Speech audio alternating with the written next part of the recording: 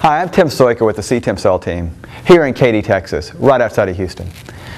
The reason we're going to talk to you today is we want to talk to you about the secrets of buying foreclosed properties, some tricks of the trade to make sure that your bid wins when it's time to get a foreclosed property. The first thing I want to tell you is there's actually 3 ways to buy foreclosed properties. The first way to buy a foreclosed property is actually before it gets foreclosed on, buy it from the owner who's in trouble before the property is foreclosed on. This is generally the best way to buy foreclosed property, the most difficult, but this is where the deals are to be had. The second way is actually go to the courthouse steps and buy the property.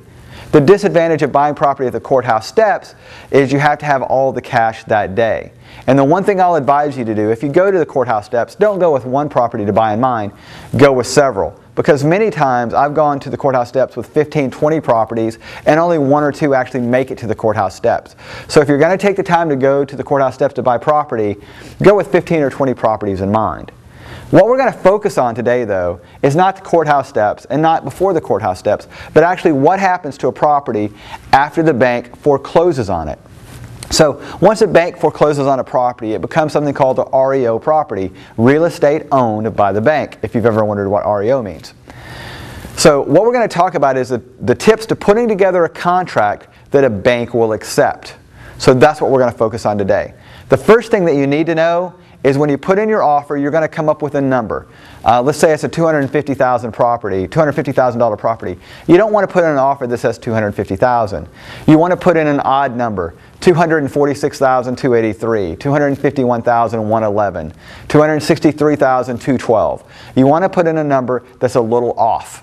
Also, if you think it's a hot property, oftentimes you're going to have to bid above the bank listed price to get it. As long as it's still a deal for you and the numbers work, you should absolutely put in the offer.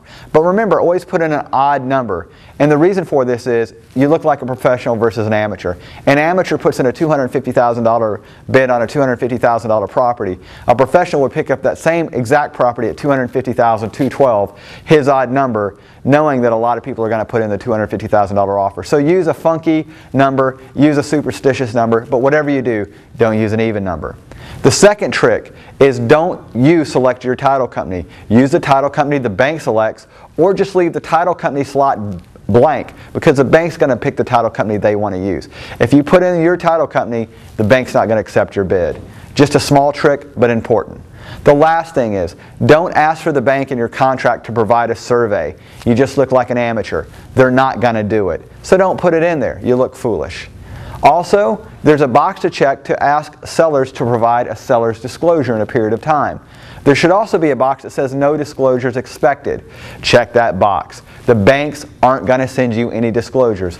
They don't know anything about the house. They don't want to know anything about the house. And if you ask for a foreclosure, again, you're going to look foolish and they're not going to accept your offer. Another box you have to watch out for is the mediation box.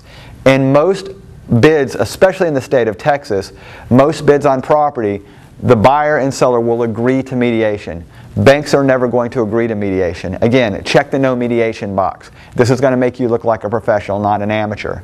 Finally, do not under any circumstance ask for an option period.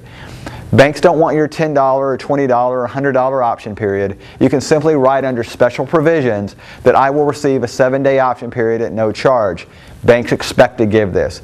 It's standard. It's not unusual. Finally, to make your offer look as strong as possible, try not to ask for closing costs or for the bank to pay home warranty.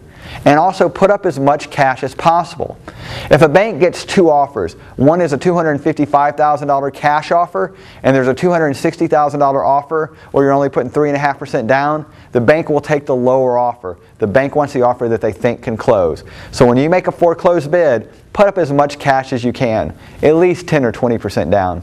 The bid's just going to look stronger. Does it mean you ultimately have to put that much down? No, if you can get financed in a different way, the bank still might sell you the property, but your offer looks stronger with the more money you're putting down. These are some of the tips that will help you buy a foreclosed property and win the bid. My team wins most foreclosed bids we go after because we know the secrets. So if you're going to buy a foreclosed property, make sure you use an agent that knows what they're doing. Again, if you're in the Katy or West Houston area, we hope you'll use the CTimSell team. You can watch all of our videos at www.ctimsell.com.